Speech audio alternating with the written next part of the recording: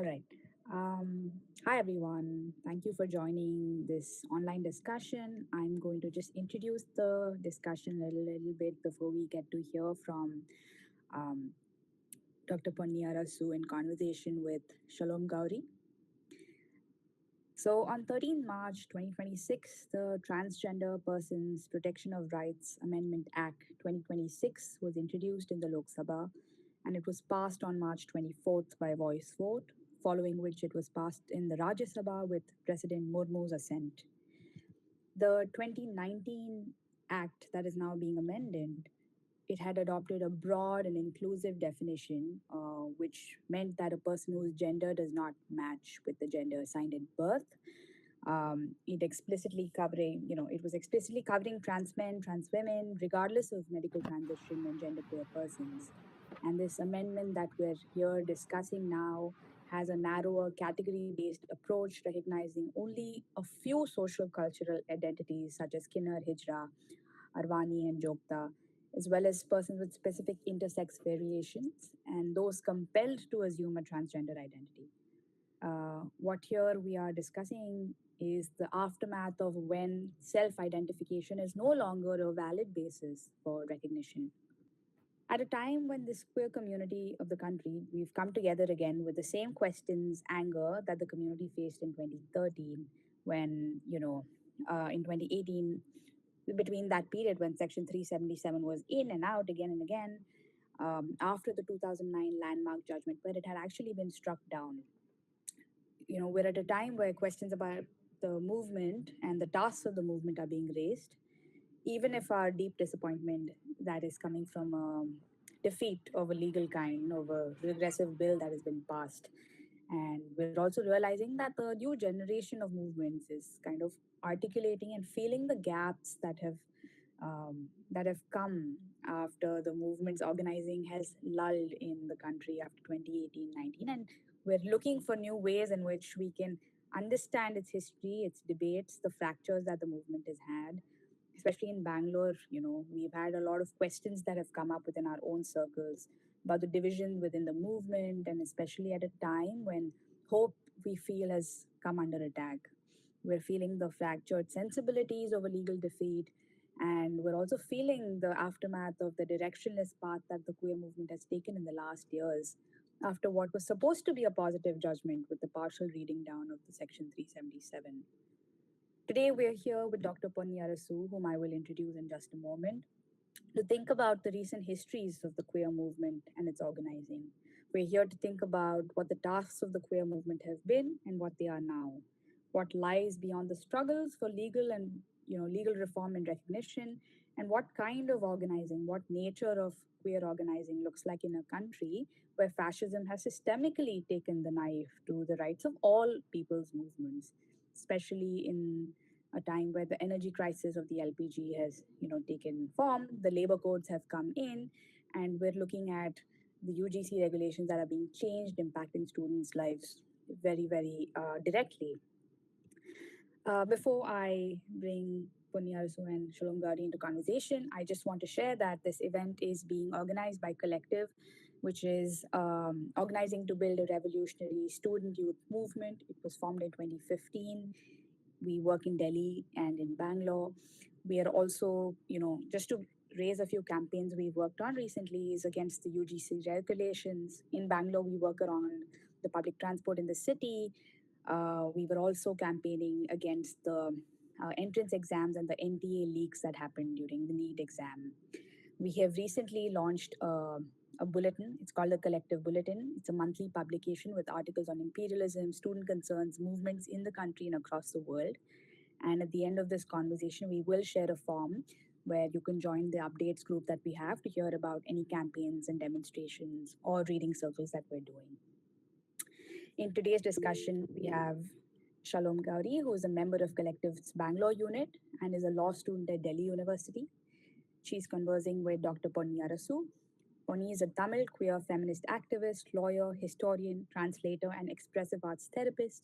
And she's been part of the queer movement since the early 2000s. And I'm hoping Ponni will tell us more about the work that she's been doing. Over to you, Shalom and Ponni. Hi, thanks so much, Disha. And thank you so much, Ponni, for joining us today. I think we'll just get straight into the questions since we have a lot more people than we were expecting. Also, really happy. All of us are really happy to see such a great turnout.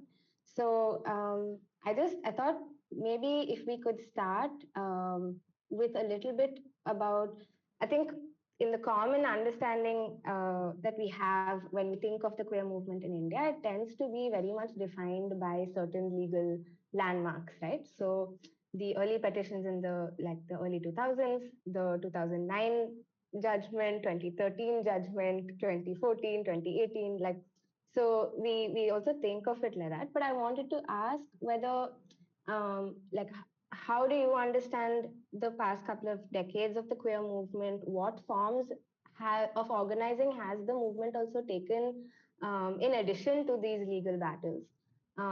So that we can maybe begin by expanding on this idea of history and histories that comes in when we talk about the movement. First of all, I was told that this is going to be a discussion with a small group of people. So I hope that the out of there's 90 people here, I think. So I hope the 85 extra people um, go away this evening thinking that this was a worthwhile way to spend their time. Um, so just to say that even in terms of the legal battle, right, one of the main things we begin the so-called history with is the NAS petition and then the intervening petitions that joined later, including Voices Against 377 that I was a part of as a member and later became one of the lawyers at Alternative Law Forum drafting on behalf of Voices Against 377. And there was many other intervening petitioners which I'm happy to speak about, but that is, I think, better known. But actually, the legal battle goes back before that to a Trichy High Court judgment that a group of transgender folks, who we would call Tirunangai now, actually won, where they got the government to allocate pieces of land to them, right? And so I urge you all to look up this judgment. I have been trying to track it down as well. The people who were part of that, for example, were Priya Babu, who later became a member of the welfare board in the state of Tamil Nadu. And another member of that group was Selvam, the only trans man in that group, who also later became, by later, I mean many years later, more than a decade later, they became members of the Transgender Welfare Board in Tamil Nadu. So we have to at least begin with that legal challenge when we are actually talking about legal challenges, right, vis-a-vis trans queer communities in this country. Um, I'm going to kind of say just one more thing about the legal history, which I think is something that I feel very committed to keep repeating because some of these histories are not known. And then I'd like to move on to both other ways in which the law itself was looked at, as well as the things that we did that were not directly connected to the law. The legal campaign against Section 377 of the Indian Penal Code was resolutely one that was made up of different collectives all the way up to 2013, right? Which is when we lost in the Supreme Court, as all of you know. And what I mean by collective is that it was collectives of organizations, collectives of parents, collectives of mental health professionals, teachers. Every single petition that was in court, right, was invariably collective. The NAS petition started with one organization, but that was very quickly collectivized by many different entities, right? So there wasn't any individual petitions in court actually all the way up to 2013. And in 2013, when this loss came, we became a minuscule minority. And all of us who are part of the campaign thus far became part of this campaign that we call No Going Back, right? And the understanding in No Going Back was, which maybe is useful now also, was not that we couldn't say where we would go with the law at that time. There's no way for us to know. There were some days or weeks that felt deeply hopeless. But what we meant by no going back was that Gains had been made socially to some extent with a vast amount of limitations, etc. But still, to some extent, gains had been made to make the point that in the bare minimum, we are here, we are queer, not adequately diverse queer bodies were still out there. It was still dominant, cisgendered, dominant caste class bodies that were still mostly known, except for some exceptions. And yet we said that we are here and we're not going to budge. We're not going to go back to where we were 15 years ago, 13, whatever, 10 odd years ago. So that's what the No Going Back campaign was about. But the thing that happened in 2013 was panic, right? This panic about, oh my God, what's going to happen now? And between 2009 and 13, there was a huge shift. There is a generation that literally comes of age in those few years who I have noticed observe their queerness very differently from me, and we may not be that much.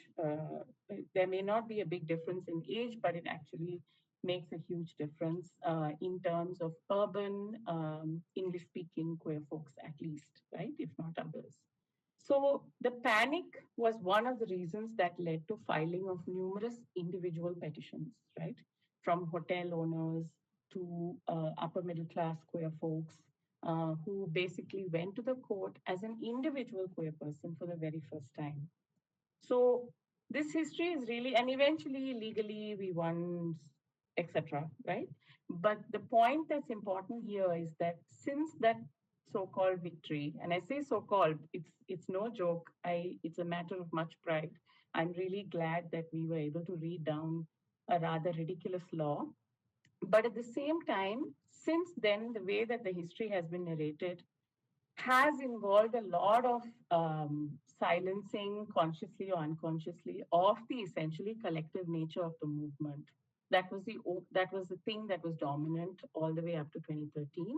And then we've come to think about it as victories that were won by individuals, which is simply not the case and is a inaccurate representation of the history, right? And I'm happy to be sitting here to be able to say this because every single petition was filed based on big, chaotic meetings of collectives and networks, right? That was full of utter madness, but it also meant that there was a commitment to collective movement building as part of the legal process, right? So I'll just stop there vis-a-vis the legal process and just briefly talk about some of the writing that Priya Tangaraja and I did.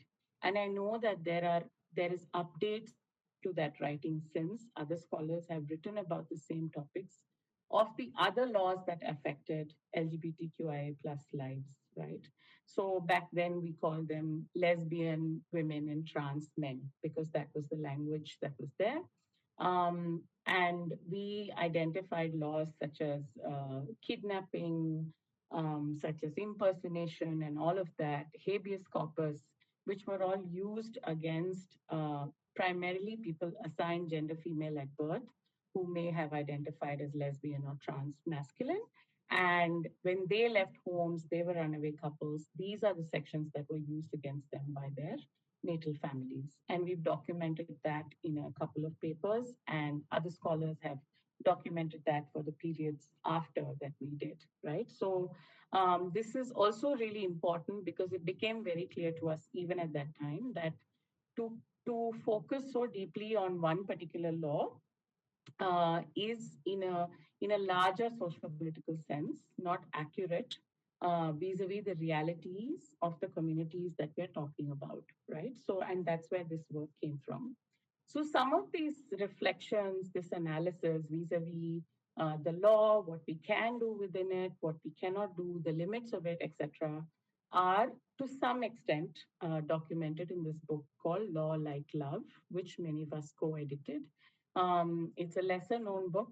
I hope it's online on Anna's archive or somewhere pirated because it's hard to find a copy. If someone has a PDF, please share it as widely as you can. And that has a bunch of papers which tries to document the ways in which we were thinking about the legal campaign. So, apart from the law, right? And before the law, one of the things that the folks, the generation that came before us were doing, sometimes quietly and sometimes loudly, was to take up public space, right? So, for example, in Delhi, one of the big kind of queer lore that we know about is about the single rose that used to be on a table at India Coffee House in Connaught Place. And queers would know that that's the table that the queers would go to. Then, of course, um, it would have been primarily folks assigned gender male at birth who had access to the public sphere, who had mobility, who may have gone and met others. Like each of those three processes were very, very different.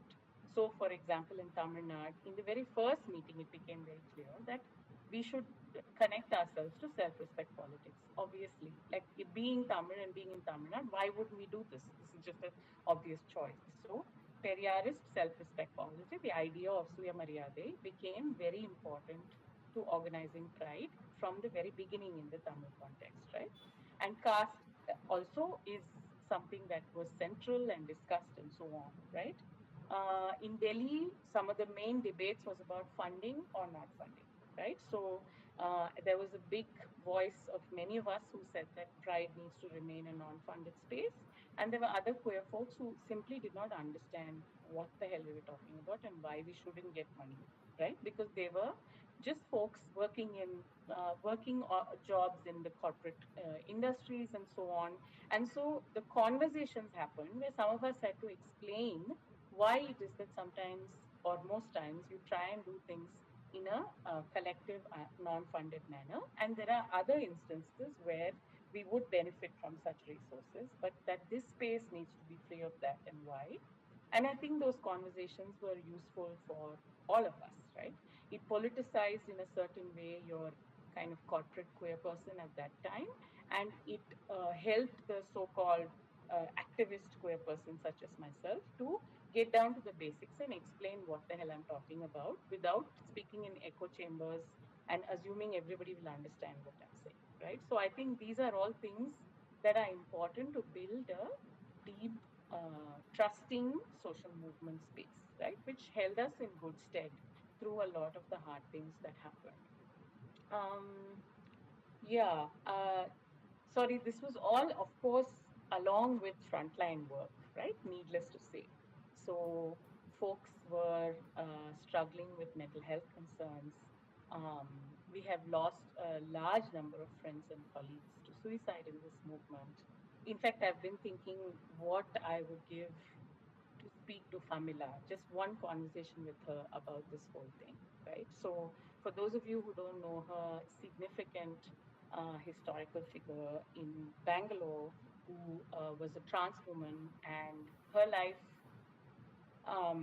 was really is really important to us, I think, at this juncture because she's someone who very early on had both a critique of traditional forms of organizing in the Hijra community and the sort of different normativities that existed in that, along with pushing the so-called non-traditional movement spaces of other queers towards all the things that she was, right? She was a trans, a sex worker, um, you know, sometimes bisexual, lesbian, there was a whole range of continuums of gender that she proclaimed very proudly that she was attracted to and wanted to be with.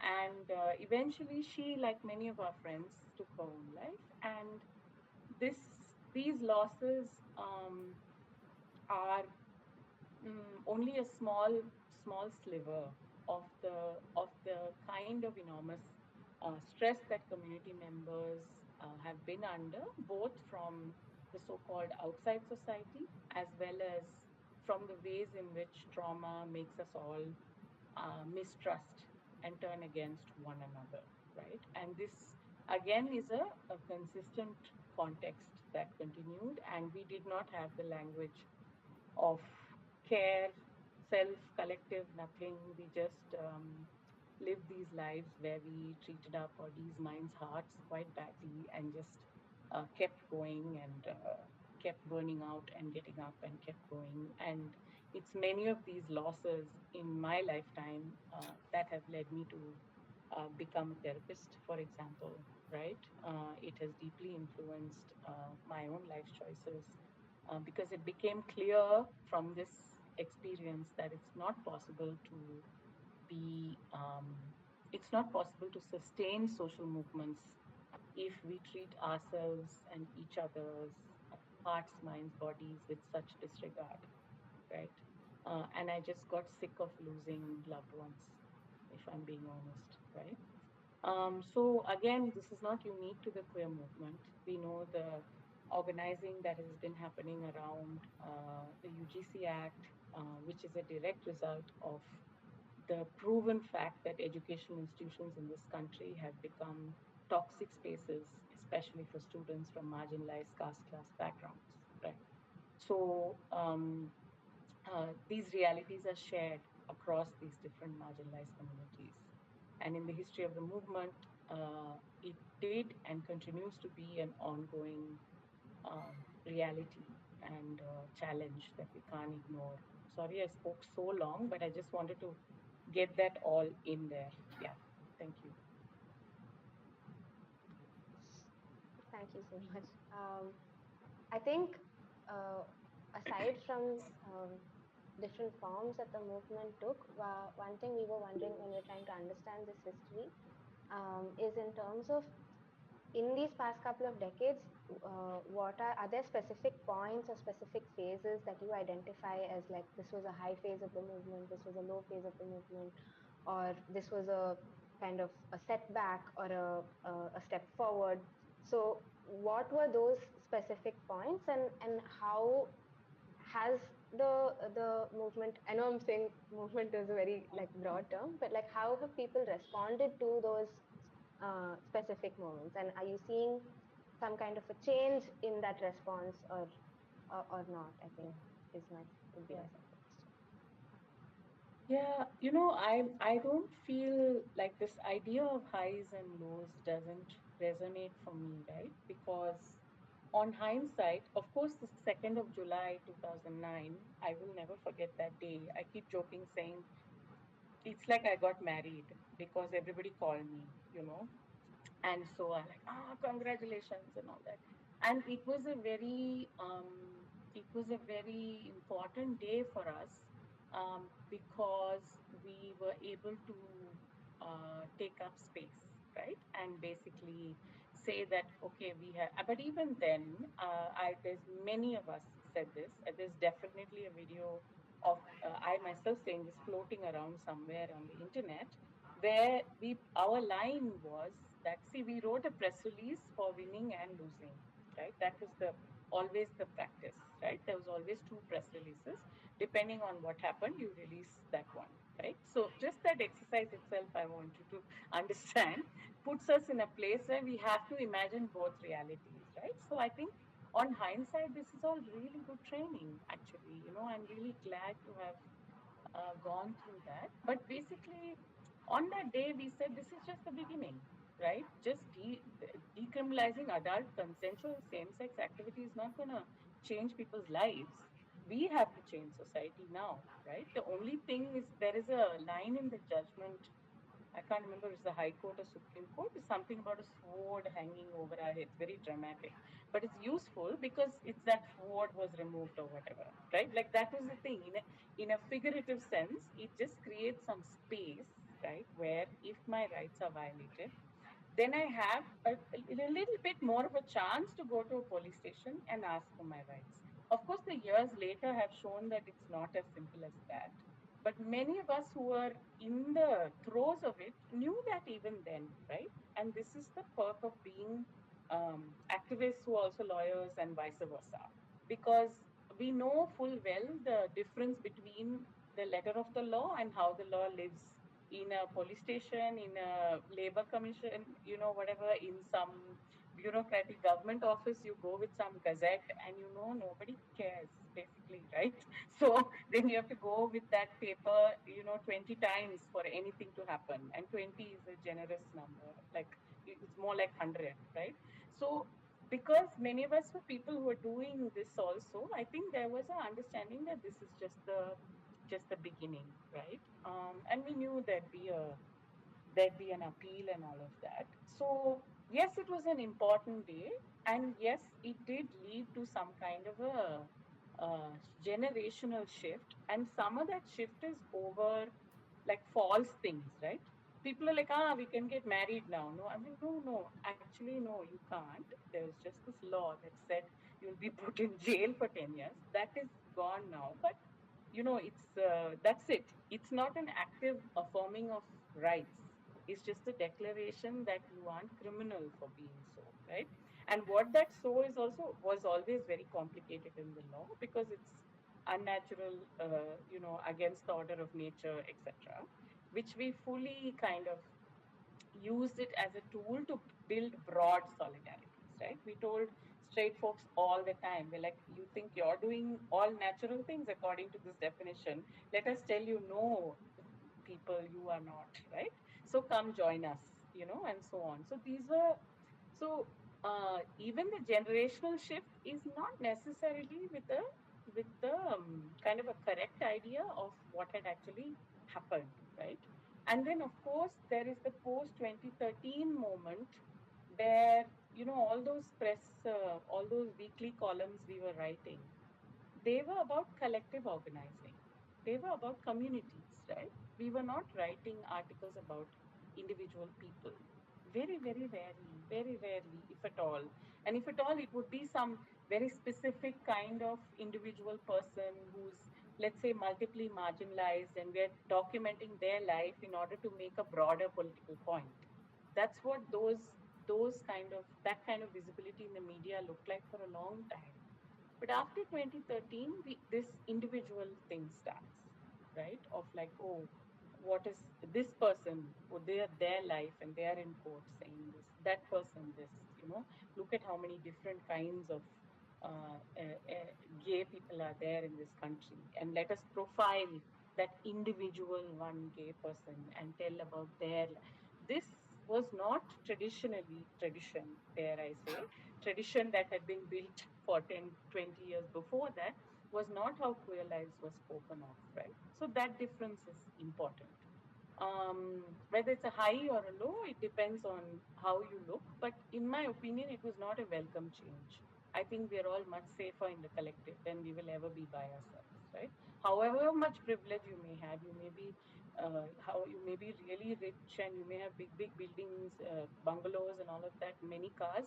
You're still safer in a collective, right? Your heart is safer in a collective. Your mind is safer in a collective. Leave alone folks, of course, who don't have the bungalow and money and all of that, right? Then, of course, we are definitely. So, I think to me, I experience that is not necessarily a positive thing. And it's even more harmful that the collective histories have taken a back seat, compared to these individualized versions of telling the story. Because today, in this moment, you see the organizing that's happening, and the folks who are doing this organizing have the right to know that they come from a long history of such organizing, right? There's all these talks about allies joining the protests or whatever, and I'm very confused because our early organizing was based on a definition of queer, which meant anyone who is living against any dominant norms of society, which meant that you could be heterosexual, and because of the ways in your intimate life, let's say, in your aesthetics, in your tastes, and still have access to the political idea of queer. Similarly, you could be a homosexual person, but if you do not quote unquote allow your domestic worker to use the toilet in your house, then you're not queer, right? You're gay, you're home, you can be home, but you're not queer. This is the definition that was, a baseline understanding. It's written about in Because I Have a Voice, etc. Right? So, from that context, this idea of even the idea of an ally is something that comes later, right? And it's something that we need to be careful of. We can't get rid of these things, but we need to be careful of because the politics has already a history of being broad based, right? And the thing about this act also is that it's a constitutional argument about whether the state gets to test who I am, right? Whether the state gets to get me to prove an inherent part of my being, right? And the answer is no, according to the constitutional morality that we do have in place in this country, right? This is everybody's problem, basically. So if you look at marginalized students who are having huge mental health issues and resorting to suicide in educational institutions, for example, of course, this is a harrowing reality for them, their families who are counting on them to get that education. And at the same time, it's a question of taking back campuses from that toxicity, right? Because it makes campuses a place of fear and toxicity for everyone, right? So we need to be building solidarities where students come together and say that this is not okay, right? Especially in the context where students are coming together as, let's say, dominant caste, right?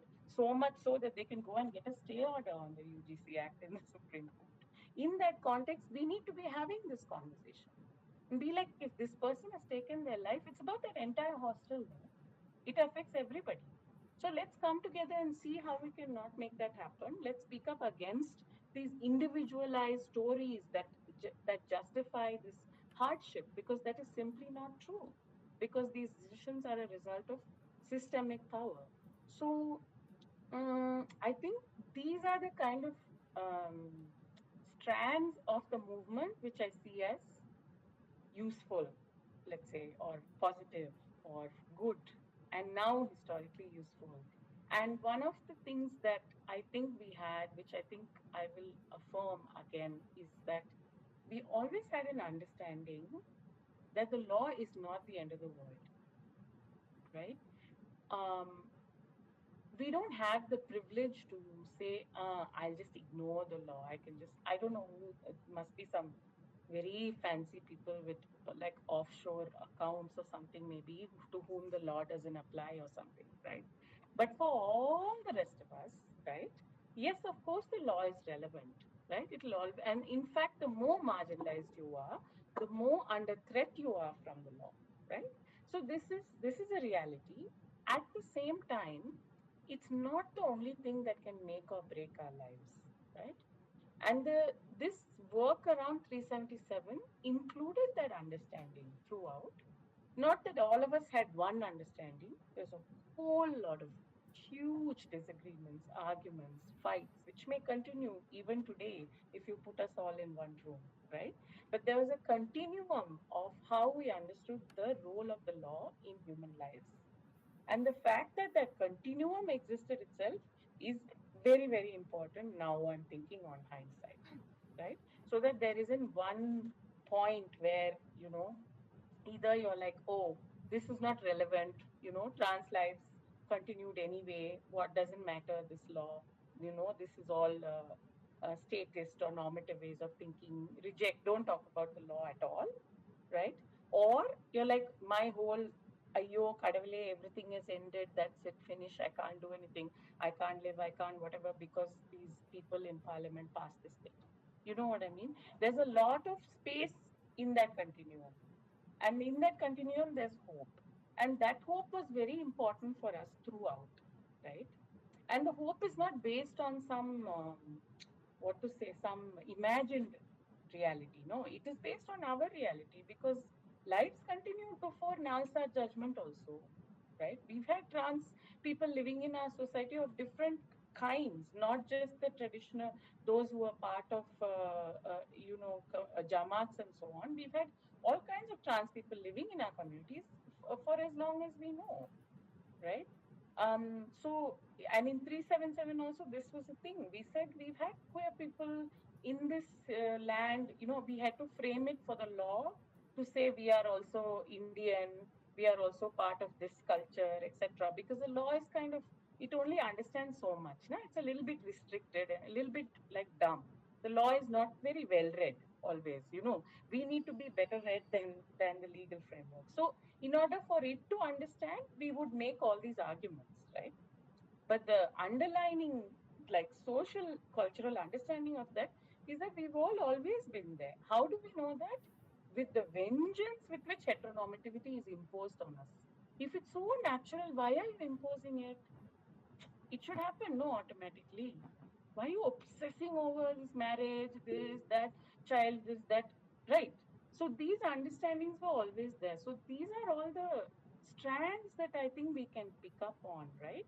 And a way of really struggling with community, but also not giving up on community, right? That's the last thing I want to say in terms of strands from the movement that I can discern, right? It was really hard sometimes, right? And we went through all these losses and grief together, which are not very conducive to building easy friendships or relationships.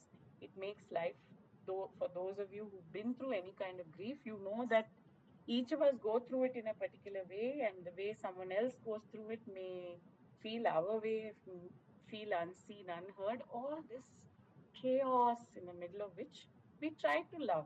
We try to build communities of support. They would break, they would reform, then something else would form. So, and we didn't just build these because your family did not give us space. Yeah, of course, that was the first instance, right? But beyond the point, it was also this feeling of wanting to be seen, right? And that in these spaces we were seen. 2006 also we were seen, 9 that July 2nd also we were seen, 2013 also we were seen, 2018 also I was seen, today also I'm seen, tomorrow also I will be seen in those communities, right? In those networks that we build for ourselves. And those were very important to movement building also. And laws and all can't take that away from us, right? No parliament member can take that away from us. They can strain it, they can stress it, and they often do, right? But we must be vigilant and we must know, they're trying to do this. And we have to keep doing that difficult work, which to the best of our ability, I think we did, and we keep doing, and we keep there's no happy, like, romantic picture here. It's all very messy, but it's also worth it, because yeah. Um, I know I didn't answer your question, but I'm not able to think in terms of highs, lows, and all. I just feel like this is more useful for me, which continued, ebbed and flowed in different ways through this movement history. Yeah. I think I know a lot of people have questions. I'm seeing hands and comments, but I will ask one last one before opening it up. I think when we were framing I'm the seeing hands we and were comments. framing this discussion itself, we spoke about this a little bit, and I was hoping that maybe we can talk about it on the call as well, which is the role of language in shaping the tasks of the movement. Because I think just in terms of how the kind of language that we use, one, the way, like, has it changed over the years? In what ways has it changed? And two, how does it actually shape the tone of the movement or the task, or even in terms of how each of us are feeling? I think was something that I wanted to ask. And I promise I will open it up after this so we can have all the other questions also. So you mean language like within English, or you mean like not English? Both.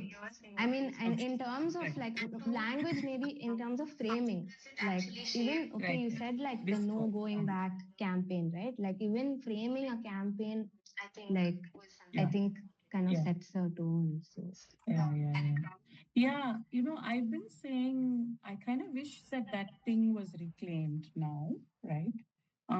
But I also understand, like, these are like, you can't uh, you can't it would have been a good idea. At the same time, I also understand that maybe folks now do not want to reclaim something from the 377 campaign, because there are extremely valid critiques of how it panned out at the end, right? Which I'm in agreement of. I'm one of those people who was very much part of framing those discourses, we tried to be reflective then, and I'm very happy to be openly critical now of the things that I myself have written inside, outside of court, right? Because because I'm feminist, and this is how we grow, right? By bringing a critical eye to everything, including ourselves. So maybe that's why it's not been reclaimed, but it would have been interesting because it harks back to kind of this moment. We have a similar-ish moment that one has lived through. In that sense, I would have liked it, right? But I'm not the one who's making these decisions, which is great, excellent. So I think just about languaging. Yeah, we had this conversation because Shalom sent me the early version of the poster, which said radical histories of the history of the queer movement. And my comment was first make it plural histories because there's no one history, and you're listening to one person now. As I'm talking, I'm thinking of 15 others. I'm like, oh, if this one was here, what would they say? This one was here, what would they say? So many of us who may have been in the same room may have a different narrative of the same moment, right? And the history is so broad. There is no one. There's a whole different mobilization that happened in the northeast of regions of the country, right? Which many of us did not know about till much later, right? There is now some amount of information, but still marginal.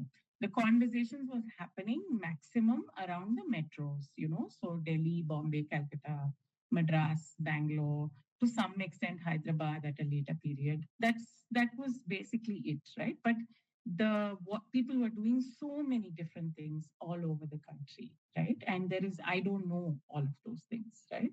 So the pluralizing of history is really important. How is it important for this moment? I think it helps us to remember this like ethos of knowing that at any one given point in time, multiple things are always happening. And this is really key to hope. Huh? So, on the one hand, it's really, I am personally involved in dealing with rolling back of trans rights in two countries at the same time. Because meanwhile, in Sri Lanka, some esteemed gentleman has found it a good use of his time, right, to go and put a case in the Supreme Court to roll back the right of trans people, overall, everybody, to be able to access hormones and surgery in the public health system, right? Because, and there the argument is trans is not a thing at all, it's all made up, right? So, what is this, right? So, one is drafting intervening petitions for that also simultaneously. And we know it's not what has happened here is part of a much broader international trend, as we all know. So, on the one hand, there is these horrific things that are happening, and on the other hand, look at the response, right? Look at the number of people who are here today, right? So,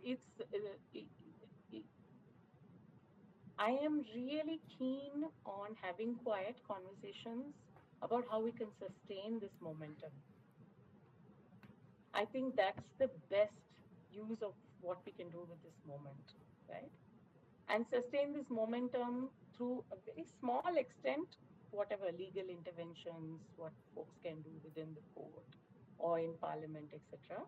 But more importantly, how can this become a foundation for a long-standing movement, right? Because it's possible that lots of people who may not have the thing with these moments of so-called crises is that it politicizes people, right? And the problem also is that after this moment fizzles out, then we are not able to mobilize in the same way, right? So I think it's really, and then at the same time, one also has to keep in mind that if this talk was about the UGC Act, would there be 97 people, right? And let's say if there's lesser, then why, right? So how do we get the same people to both those talks? Because this is all connected, right? Like today I read an article about how the NRC affected me first as a trans person from the Northeast. This person is writing, and now the Trans Act has added another layer, for example, right? So this thing it comes in the long line of what's been happening in this country, particularly since 2014, right? So I remember I kept saying after 2018, I was like, this is great, right? This is all excellent that we've kind of just shut down this ridiculous law with bad grammar and other things. Let us now focus on what the queer movement should do. And I was like, the queer movement should fight Hindutva. It's to me it was such a obvious thing that that's what we need to be doing, right? And when I say fight Hindu, I mean anti-caste work, a range of different things, right? Not in any one particular way. Of course, that's not the way we went, right? We wanted to marry and such and whatever. So that's a different talk, right? But I think what's I think what's interesting about the um, the the idea of always believing that at any one given point in time there are multiple things always happening is what inspires hope during crises, you know. So what could be interesting now is also if folks start writing blogs or I don't know, reels or all those things, right, where you actually put up, you know, stories of how elders in the trans community lived in the 80s, 90s, etc. Right? For instance, this is the time to do that, right? About how trans folks may be collectivizing, coming together to have each other's backs at times like this. Let's document that. Let's put that out in public, right? And let's very carefully strategize about how we talk about this law, what parts of it we talk about. There are some parts that we should not mention too much, right? This few words that make it retroactive. We should just just not bring it further into the public sphere. Because the one thing we have to understand, you know, this Tirinangai friend told me early on the early 2000s, she's shouting at me one day and she's like, yo, you people, you know, with all your English and degrees and all going on and on about this 377, the guy in the local police station didn't even know about that the fact that such a law existed. Because of you, now he knows. And he's telling us that time beating us and doing all kinds of shit, you know. And she had a valid point. This was a very significant critique that came from many communities that were at the front line of police violence, etc. And they were like, we were just being put on, you know, false cases, drugs, you know, or immoral traffic prevention act or whatever. Those kind of things was happening. You gave him one more for his arsenal, all because of you, right? She's shouting at me. And I remember that moment really well because she is right. So, in that way, we also need to think about how we talk about the law, how we don't talk about the law, right? And what we kind of, how we build a discourse around that also has to be careful and strategic. And through all of this, we are able to kind of hold on to for ourselves and also to kind of share with others the fact that at any given point, there are multiple things happening. So if something feels like a really like unbearable crisis, let us look around and see, okay, wait, what else is happening, right? Let us talk to people somewhere else. Let us meet somebody else who's also experienced the same thing with openness, you know, and say, oh, so how are you feeling about this? And maybe they'll have something else to share. So this applies for an individual person, for smaller conversations, one-on-one small groups, and for how we think about things in a movement way, right? So this is why I don't think that every part of queer histories in this country are radical at all. Some of it is just like commonsensical, right? It's just like to say that I cannot be called a criminal for what I do in my intimate life is not radical. We must remember that it's very basic, right? It's made radical by the fact that such a law existed. But we can't give in to the logic of the mediocrity of normativity, right? We have to have a much deeper understanding of reality and a much more broader imagination for our lives, right? So it's a commonsensical thing that we did, right? What was radical and what is radical is the fact that lives are lived through all of this. To me, that is the most radical thing, right? That lives are lived through all of this, and sometimes they are lived with what to say, integrity, right? With ethics, collectively, all those things. To me, that's radical. You know, reading down some law, yeah, it needed to happen, but nothing radical about it. Thank you so much. I will now stop myself from talking further. Just two small announcements. We realized that we have more than 100 people who want to join, which we were not expecting. So we are also going to live stream the rest of the discussion. We will share the link in the chat if any of your friends have not been able to join. Um, the second thing is I think we already have some questions in the comments aside from other commentary. So I will just read out a couple of the questions and then maybe um, we can also people can also unmute and like raise your hands and ask. We can just take it in order. Because this is a small discussion with a small group of people. Go ahead, Salom. Go ahead. Most of our discussions are. I mean, I'm really happy to see these numbers, but yeah. um, we have a question from Nandini, who's asking, what do you think about the idea of acting as a political power, as in the need for starting like a political party to improve better representation? I know there are individuals inside existing parties, but there is a lot of gaps and failures in actually representing the community at the parliamentary level. So that's one question. Would you like to take them one at a time? Or? Maybe, if it's about like one topic. I'm not the best person to talk about this because frankly, I don't think I understand party politics or electoral politics nearly enough, and I've been suspicious of it for most of my life. But the one thing, well, not okay, two things, maybe three things, I'm not sure, that I can say is that whichever system we try to go and intervene in, and I know this from working with the law, is that it has its own language that it asks us to speak.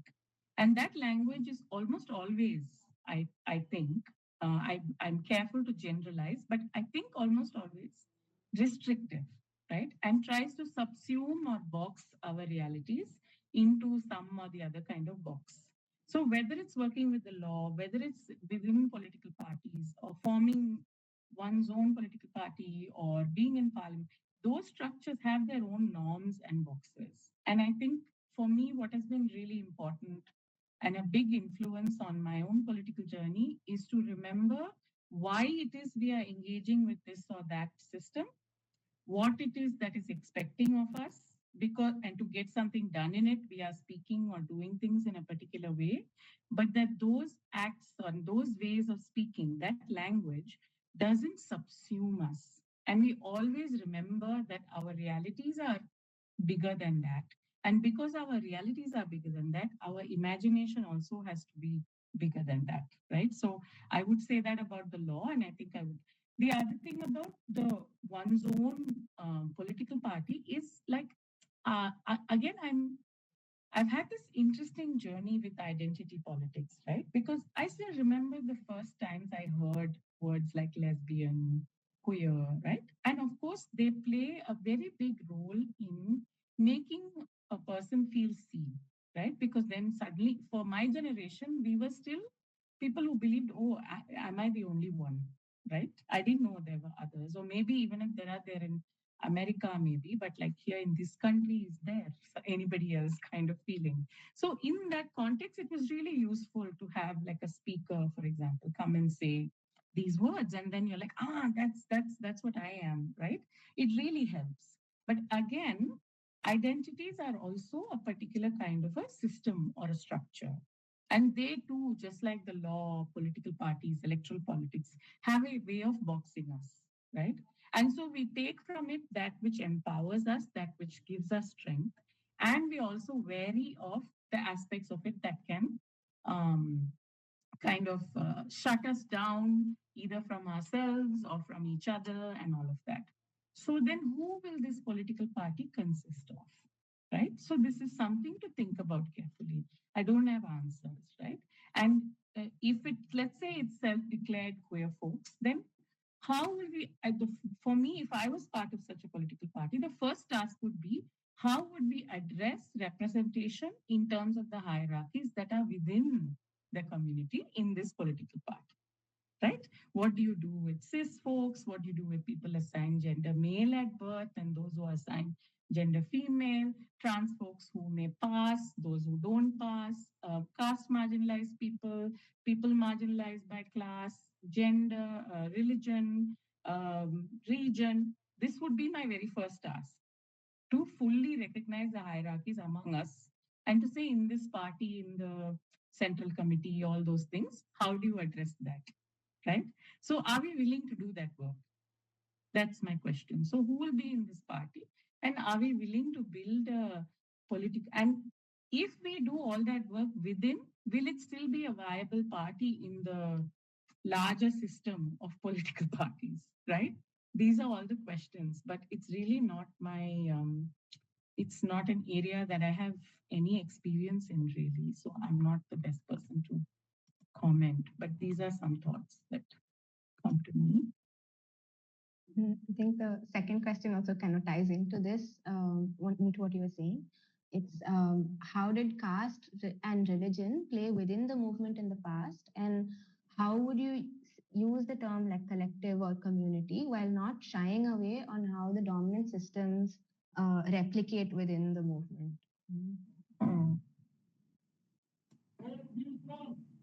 So the bottom line is that there were not a diversity of bodies in the room, in the spaces that I was in. That's just, the honest to God truth, right? And I watched as the end of the 2000s rolled around. And again, let me clarify and say, for example, in Bangalore, um, while they may have not always been in all the rooms, right, where decisions were being made and things were being drafted and all of that, Lesbit, for example, was there always, right, made up almost entirely of working class, largely from South India, people assigned gender female at birth of different genders, right? And this group was there, and I still remember the debate that happened within Alternative Law Forum about whether their stories would be included in the petition, right? And there was some fear around including it because in Sri Lanka, when their sodomy law was challenged in the late 90s, there was a very damaging judgment where not only did they lose, but people assigned gender female at birth were explicitly included into the law, right? And so there's all this fear around, oh, it'll become like Sri Lanka. But even back then, there were various legal arguments one could make, which did abate that fear to some extent. And I was definitely among the people who maybe not this articulately, but in some fumbly way, I remember very clearly making the point that we need to include these stories in this petition because inclusion in this petition is inclusion in history, right? And I'm really glad that one did that. And then the stories from the Lesbit group became, interestingly, appendices, right? So they were affidavits which were appendices to the petition. I think it says a lot, this imagery of the appendices, right? So it's not that folks were not there. It's not that folks were not doing frontline work. It's not that they were not fighting. And of course, needless to say, it was the marginalized bodies that bore the brunt of police violence, etc., of the severe mental health issues, of the number of suicides that we saw. Almost everyone were from marginalized caste and class backgrounds, right? So, and that's not a coincidence, basically. So there were folks, they were not necessarily in many decision making spaces. And we were all still learning, right? I still remember asking basic questions about transness to my trans friends, which, if I repeat right now, already I'm getting, so many, I'm sure I've said many cancelable things, but I can't even repeat them now, right? Because the space no longer exists for those questions, which is in a way very good because it is not the job of people who are marginalized to constantly educate everybody else. I think everybody should go and learn for themselves. At the same time, it was also useful in those very early days when we couldn't learn as easily ourselves that we could have these conversations, right? And they were had on the foundations of a friendship and trust, right? So there was a lot of learning that was happening. Um, Caste, for example, had a profoundly marginal place in many of the conversations around the legal battle and otherwise, right? So, in places like Karnataka and Tamil Nadu, in the context of pride, for instance, there were multiple groups that joined, right? So, in that sense, there was some visibility. And later on in Tamil Nadu, of course, it became such a big factor that there were even splits between groups, right, on the grounds of caste. And these are inevitable, right? These things happen. But in a place like Delhi, for example, it barely featured, right? We were not talking about who was in the room or not in the room in terms of caste at all, right? And a lot of things on hindsight. So we use the discourse around the nation state. No, we would say Indian in court, and we would also say that in our media kind of presence and all of that. We definitely did not engage in deeper self-reflexive thinking about what that means, basically, right? So now looking back, you think of the ways in which that is mobilized, the idea of Indian and what all that has come to mean in the current context and how that's mobilized in LGBTQIA plus communities, then it makes me wonder and wish, oh, maybe if we had done some more deeper self-reflection, right? And this is deeply connected to caste and region, right? How do you do deeper self-reflection on the nation state? You do deeper self-reflection on systemic violence and discrimination that happens on the different categories that make up our society, right? Namely religion, region, caste, gender, etc. To some extent, we were doing the gender sexuality stuff. Uh, Class was always there simply because there were people of different classes in the room, so it had to be negotiated. And because we had been trained in feminist spaces and other people's movement spaces, it was there, but other things were not there. Ability came much later. Again, it's not that folks were not there. And when I say ability, this we're just talking about your foundational, even talking about people who are people living with disabilities or physical disabilities, right? So mental health issues, neurodivergence, these did not exist as an entity. Although, of course, we were all neurodivergent in so many ways. We had to be doing these things, right? But we were not talking about any of these things back then. And it is, on high, it was not. I think it comes down to which bodies were in the room and what they brought up, right? And so in the late 2000s and later, I watched when different kinds of bodies began to inhabit the space, or even the bodies that were in the rooms with us could express themselves more and more in ways that were more authentic to how they felt, right? And this has expanded the space of what the queer movement, quote unquote, included. And this is very welcome.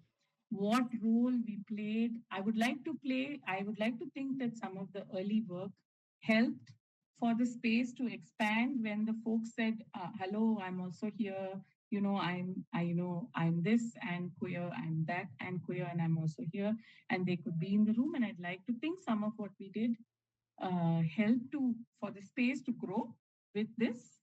But what exactly that was, I actually don't know. But what I am sure of are the critiques of ourselves, interestingly, right? Which is all these things in terms of there are many other things which I wish we had engaged in deeper self reflection about.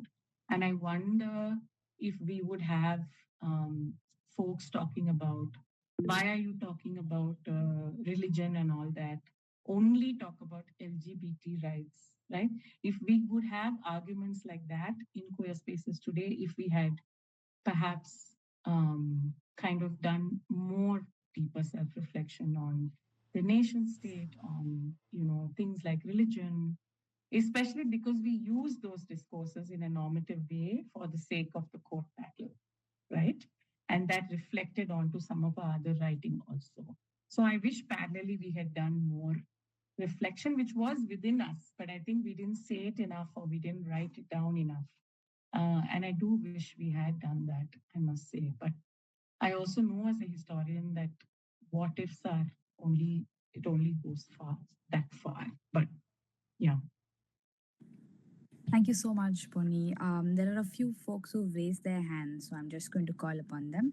Ardra, would you like to go first, please? Yeah, hi. Um, Earlier you were saying that there's like a person can be homosexual but not queer, and that um, cis hetero people can have an alignment with the political cause of queerness. Um, I was wondering if you could talk more about that and how to kind of encourage that in people.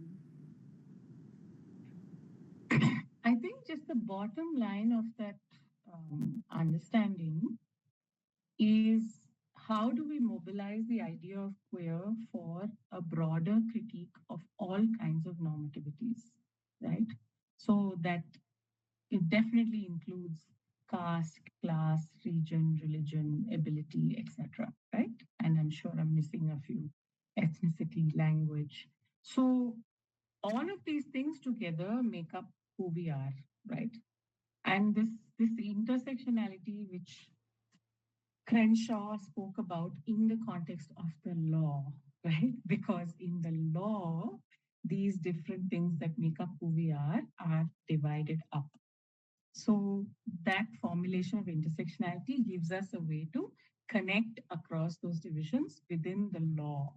What has happened is we've begun to use that terminology across for everything. But in life, there's no sections.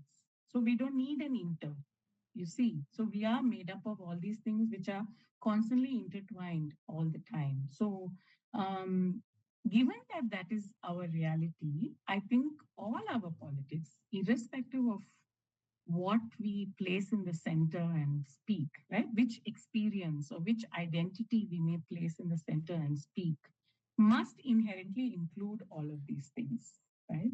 And this idea of queer helps us to do that basically. So it helps us to have conversations with fellow LGBTQIA plus people to say that you can't kind of ask for the right to marry or whatever, and then put ads in the newspaper asking to marry somebody of your own caste, class, background. There's nothing queer about that, right? So as a in terms of our being and our desire, we are inherently a challenge to these normativities. So, given that that's what we are, then why are we going and stuffing ourselves into this box of caste, class, and even normative marriage, which are a failing institution for those who are already part of it in the first place, right? Which are not conducive to seeing us, our needs, and our desires for what it is. And it's not conducive to us being human beings who are able to see what other people's desires, needs, wants are for what they are. These systems are repressive and they imprison us. So, by being queer folks, we are outside of it. So, why do we want to tussle ourselves into it? So, this formulation of queer helps us to have those conversations. It also helps us to urge folks who may be cis het to think about, and this is, fortunately, unfortunately, happened quite a bit, because at least in urban English speaking, certain class background, we've opened up the space for straight folks greatly as well, right? In terms of understanding sex, sexuality, desire, etc. A whole lot of things have happened in that realm. You look at Bollywood, all of this, it's not a coincidence that it coincides with a period where the queer movement has also taken up space in the public sphere in this country. Of course, where we need to push that harder is also that, what we have given to you in terms of how you may experience freedom in your bodies and your desires. Happy for you. Come share. There's enough for all of us, right? But it isn't just about that, right? If you're going to be connecting yourself to this idea of queer, then it's about all of these inequalities and how we live in a way where we question, reformulate, reimagine ways of being that challenge these inequalities, all of them, right? You can't pick and choose which one. So I don't know if that helps as an expansion on it, but that I see that idea of queer, have always seen that idea of queer as something that has enormous potential for these reasons.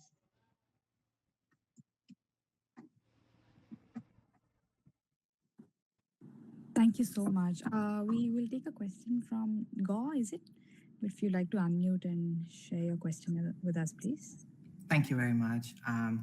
First of all, thank you very much for the session. I think a lot of points that were raised, which I think was very important for all of us in this moment, given how messy and chaotic the last few many weeks and months have been. But and my question sort of goes back to the question that was raised before, but I'm sort of thinking in how can we sort of expand the idea of transness also in like our solidarities in very pragmatic sense and not just in the abstract sense of transness, because what I've also experienced is a lot of cis queer folks have there's an apathy or an inability to connect with the trans movement and the trans lives. And so how do we sort of rethink transness not as identity politics or just individualized bodied experiences, but how can we think of it in a way that allows for broader solidarities to build? I'm not sure if I'm making coherent sense at the moment, but no, absolutely. So that was sort of my question. Yeah, thank you. Yeah, you have an answer to it. You want to start off, and I can add because. Not exactly, because I'm struggling with it because in my head it's very abstract. But what you've been speaking about, how you sort of worked with queerness and how you sort of invited cis heterosexual folks to come into that expansive category of queerness, it's something I think we can also work with transness.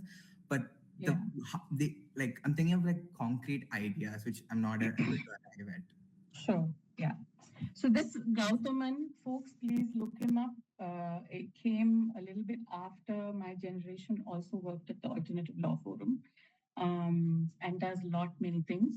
Gautaman, if you have a, I don't know, preferred website or something, please share so that people can read more about more histories through more history telling people, not just me. This is embarrassing that way. So I've been thinking about this, and in a way, even in terms of a possible kind of a legal challenge, even dare I say, and also from the perspective of a mental health practitioner, which is also what I am now. And really, the discussions around this law and 2019, in interesting ways, actually.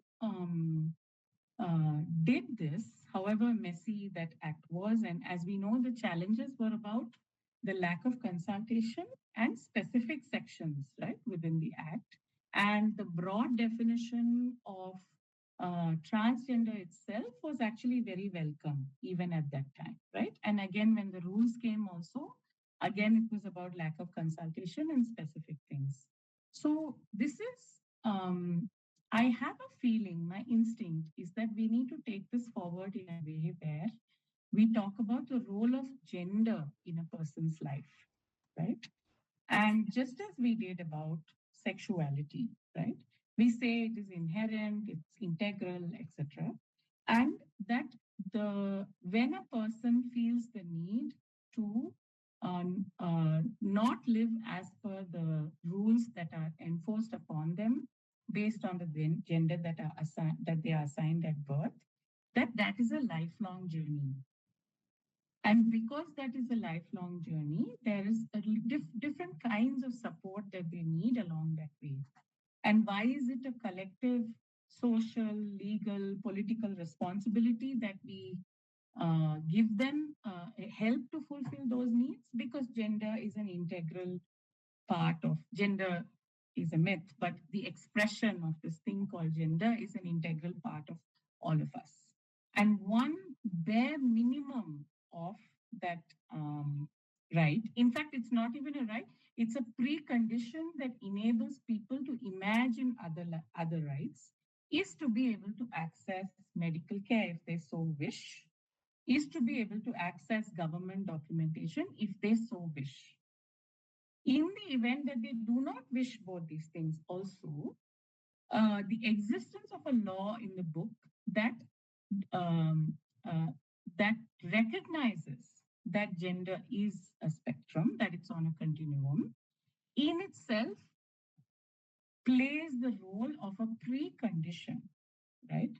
For any person who may have to be on that struggle of not being able to live as per the rules that are imposed upon them because of the gender that they were assigned. And for everybody else. So, similarly with sexuality, for those of us who are not able to live as per the rules of heteronormativity, right? There was this fight ahead, right? And we said, okay, one can't even fight the fight if you say I'm criminal. So please don't call me criminal. Let me fight. Basically, that was the argument. So that, but for everyone else also, we put on record the fact that sexuality is on a continuum, right? That it's not one thing, definitely not, but it's also not two things, three things, four things, five things. That it's a continuum and it's possible to see the right, see the potential to embrace it as a continuum within what we call constitutional morality, actually, right? In legal terms. But in social terms, you don't need all that. You simply say it's a continuum, right? So I think now also this fight needs to be about this thing called gender, is which is a construction, is an integral part of my being. And every person should have the right to live it in the way that they choose, right? And to be able to acknowledge that right is a precondition for one to fulfill various basic needs, right? So, how is it relevant to folks who don't feel as what to say as ruptured from the gender that was assigned to them at birth, right? It's the question of whether the state has the right to define integral parts of you, right? And if the answer is no, then this is a fight for everyone, right? So this is partly, in some way, the argument that was made around sexuality also, right? And the legal arguments of privacy, dignity, non-discrimination, etc. All of those would apply here as well. But more importantly, socially, it was about where the state is allowed to surveil, administer, etc., and where it's not the business of the state to kind of be telling me what my gender should look like, right? And giving me paperwork based on what they think my gender is, right? So, this argument of it being integral to all of us may be a starting point, basically. I am able to imagine this more in legal terms right now than in social terms, actually. And I think that's because this is not the India in which we fought that battle. We are living in a country where ideas of integral parts of oneself and the idea of fighting for the right for that to be autonomous, free, dignified, these are much further realities today than they were 15 years ago, right? So I don't know how to make this uh, argument in an effective way in the social sphere. That's the truth in the present context. I don't know. But I can imagine it as a legal argument, with the Constitution as the ground. And definitely from a mental health perspective, it's possible to make this argument quite easily. But yeah, I hope Thank that. you. Yeah. Yeah. I think that's great. I think that's one of the tasks for us is to imagine it in a social sphere. I think that's something that we can take forward and think with legally minded folks such as you. We will take a question from Priyanshu, and I think this may be the last question that we have. So if you have to add anything concluding with it that you want us to leave this space with, I think that'd be great to hear from you. Hi, everyone, and thank you for letting me speak. Actually, this isn't a question, but I really loved the previous question, and I would like to add something. So, I'm from Dehradun, and we have been organizing and mobilizing community here. But unfortunately, we're a very small group of people, like maybe even not more than 60 people who identify as LGBTQ, who come out and protest. So, I really wanted to add something. So, all of our protests, all of our public engagement, and all of our public demonstration have been possible with the help of this women's group, women's political group that has existed in our state since our state was made in 2001. And like you said that in the legal terms we can talk about it, but so I every time we do one of these demonstration, I speak and give a little speech and talk about things. So something I said that was very relevant was this isn't just an act that affects minorities. This is also a declaration of the state that we get to choose what your identity is. So if tomorrow, like one of the BJP MPs in Rajya Sabha, Megha Kulkarni, said that it's only the Hindu transgenders who have come out and who have lived. So what if tomorrow the government proclaims that it's only the Hindu women who get to be included in women's policy? What if it's just the definition of woman becomes Hindu woman? What then? So that's how I was able to talk to those women, and they resonated and they understood. So I thought I would add that. And yeah, that's basically the session has been incredible, and I am so glad that I was able to find out about it. Thank you.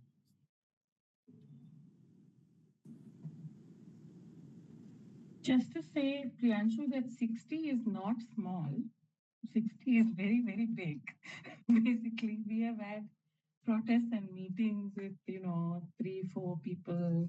And when we had 20, it was big. I know it's a different time, but 60 is still not small.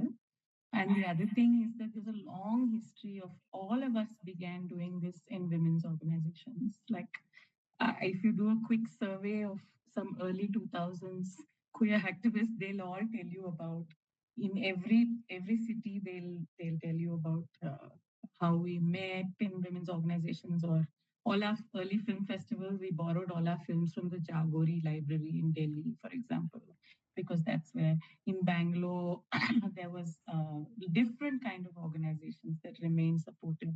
Not always hunky-dory easy conversations, but conversations, right? And feminist groups, women's groups were among the folks who at least said something to us when nobody spoke to us. So this has a very long history, and I'm very happy to hear that Dehradun takes that forward.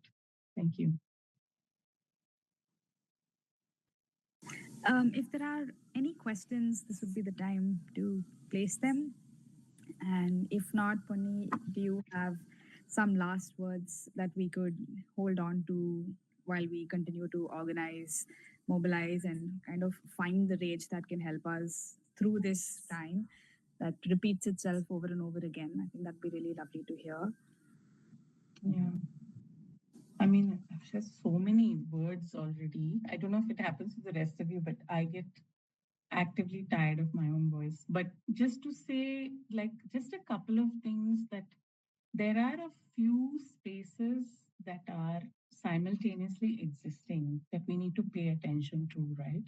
So one is our kind of think if you think of it as concentric circles, one is our very the intimate space, right?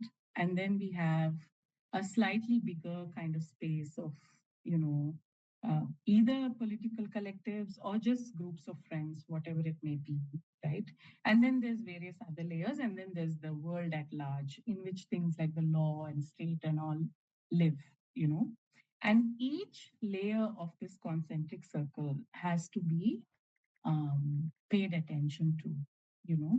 And the good part about thinking of it as concentric circles is that they are equal, right? They're not more or less important in that sense.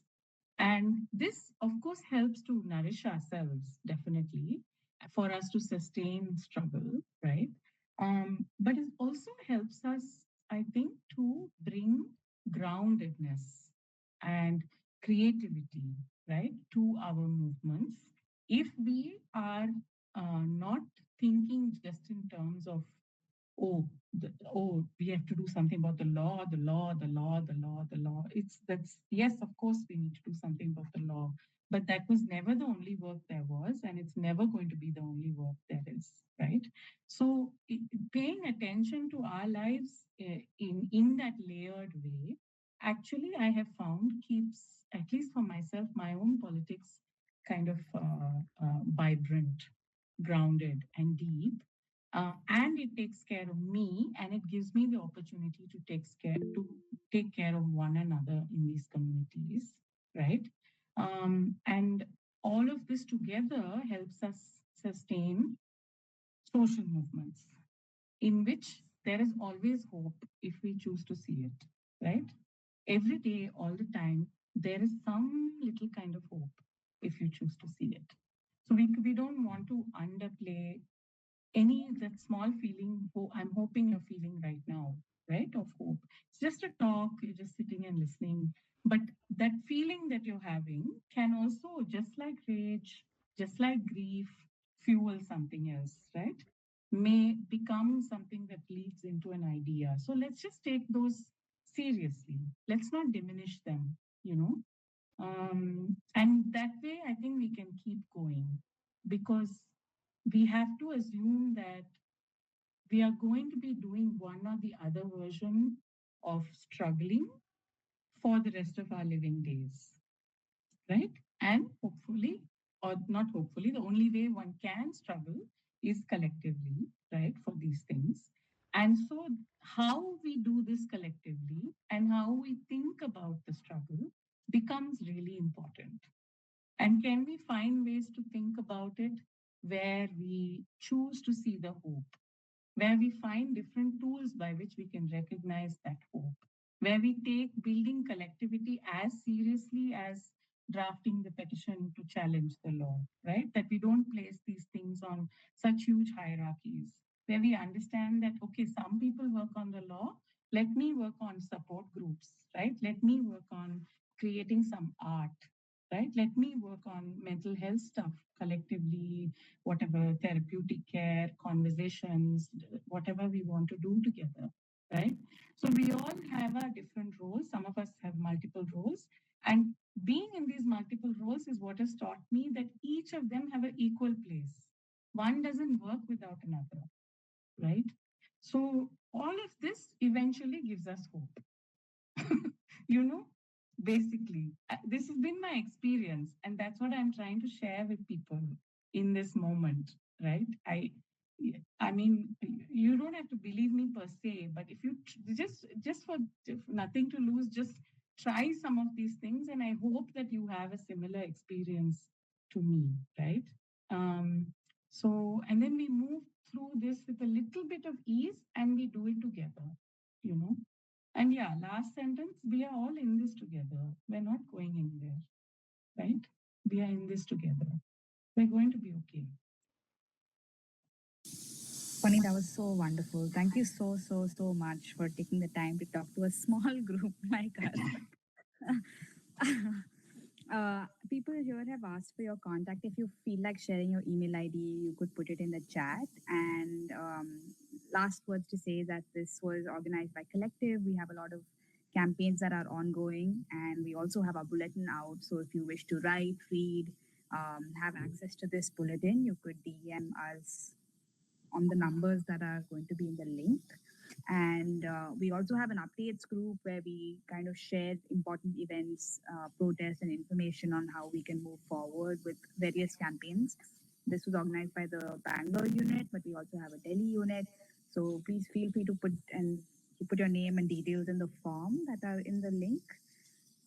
Thank you so much, everyone, for coming. We're really overwhelmed with this response, and we're really sorry that Google Meet doesn't allow more than 100 people, and more were attempting to join. So, if you could share the Facebook link with those who wished to have been here, please go for it. And yeah, thank you so much, everyone. Right. Thank you. Thank Thank you for the you. opportunity. Thank you for listening.